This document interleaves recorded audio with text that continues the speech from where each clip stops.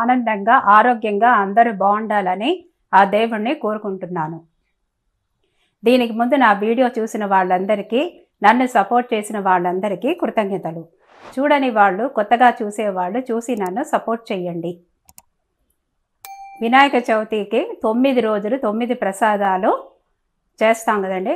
నేను 9 రకాలు ఒక్కొక్క రోజు ఒక్కొక్క ప్రసాదం చూపిస్తున్నాను. అందులో నేను మూడు రోజుల ప్రసాదము వీడియోలో చేశాను. 4వ రోజు ఈరోజు 4వ రోజు ప్రసాదము సుండల్ శనగలుతో చేసేది. అది ఎలా తయారు చేయాలో చూపిస్తాను.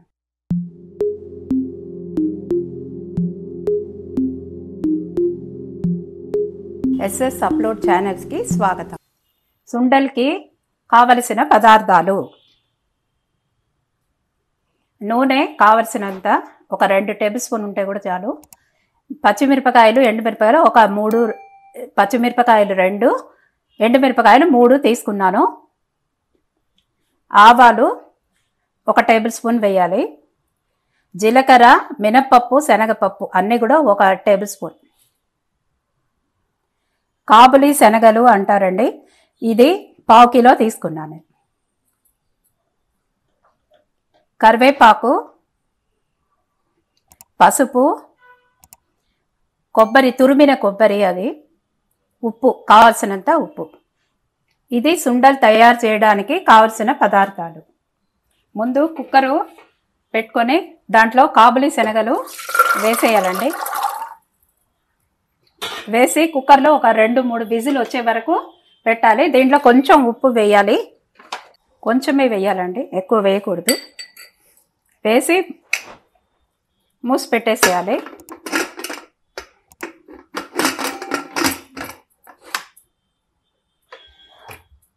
ఒక 3 విజిల్ వచ్చిన తర్వాత మనము దీన్ని హైలోనే పెట్టచ్చండి, ఫ్లేమ్ కూడా.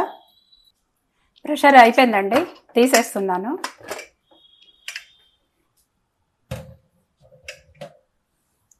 ఇప్పుడు ఈ యొక్క నీళ్ళన్నీ కూడా వడగట్టేసేయాలి. ఈ సుండల్ మాత్రం పెట్టుకోవాలి.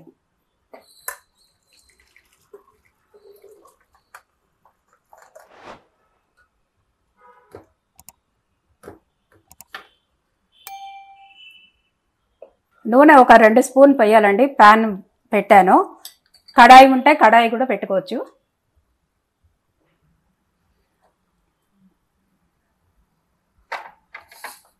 నూనె కాగిన తర్వాత, ఇప్పుడు కొంచెం కాగిందండి, అప్పుడు ఆవాలు వేయాలి.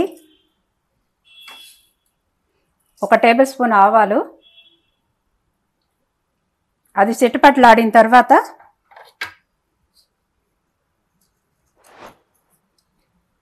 జీలకర్ర, మినపప్పు, శనగపప్పు అన్నీ కూడా 1 టేబుల్ స్పూన్ ఉంది.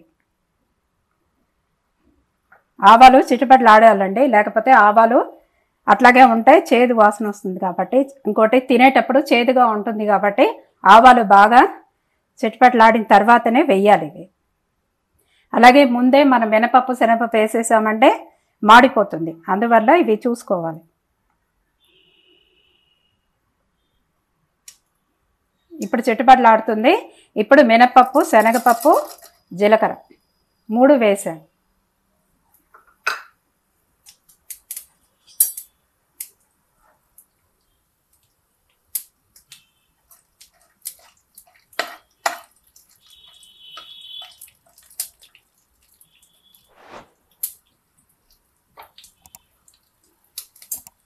ఇది కొంచెం కలర్ మారే లోపల ఎండు మిరపకాయలు, పచ్చిమిరపకాయలు వేసుకోవాలి.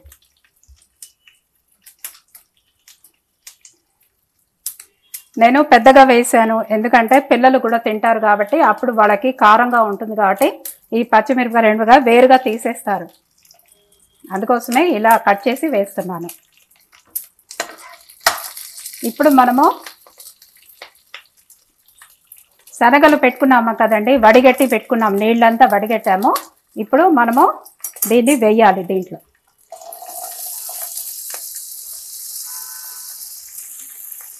వేసి దీన్ని బాగా కలిపెట్టాలి.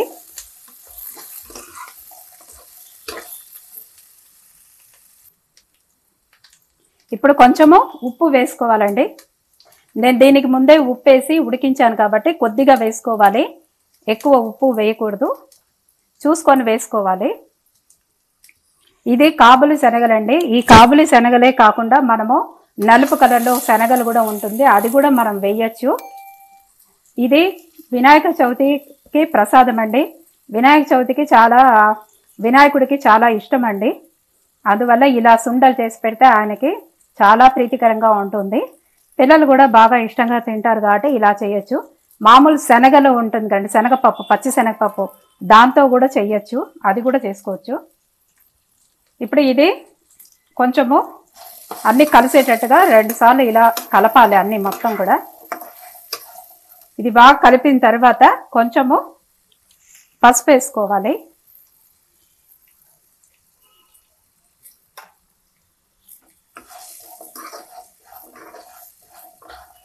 దేవుడికి ప్రసాదం అన్నప్పుడు తప్పకుండా అందరూ కూడా స్నానం చేసి కొంచెం ఇదిగా చేయాలండి, శుద్ధిగా. ఎందుకంటే దేవుడికి నైవేద్యం పెడుతున్నాం కాబట్టి స్నానం చేసి మామూలుగా ఉతికిన బట్టలు వేసుకొని చేయాలి. కొంచెం నిష్టగా చేయాలంటే ఇంకేం లేదండి. కొబ్బరి అండి, ఇది తురిమిన కొబ్బరి అండి, ఒక సగం చిప్ప ఉంటుంది, అది వేస్తున్నాం.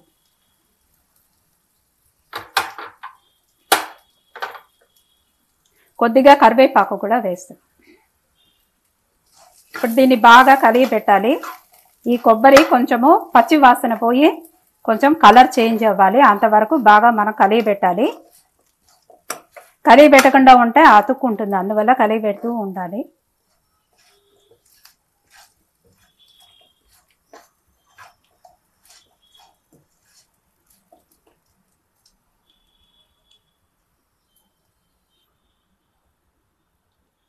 ఇది వినాయక చవితి ప్రసాదం అండి. ఇది 4వ రోజు అండి. ఆల్రెడీ 3 రోజులు ప్రసాదము చేసి ఉన్నాను, వీడియో పెట్టాను. ఇది 4వ రోజు ప్రసాదము. వినాయక చవితి రోజు చక్కగా అందరూ కూడా వినాయకుడిని పూజిస్తే మనకి చదువు, ఉద్యోగము ఇవే కాకుండా మంచి జ్ఞానం కూడా వస్తుంది. అందువల్ల అందరూ కూడా వినాయకుడి పూజ చేయాలి. వీలైనంత వరకు అందరూ కూడా మట్టి వినాయకుని పెట్టి చేస్తే చాలా మంచిది.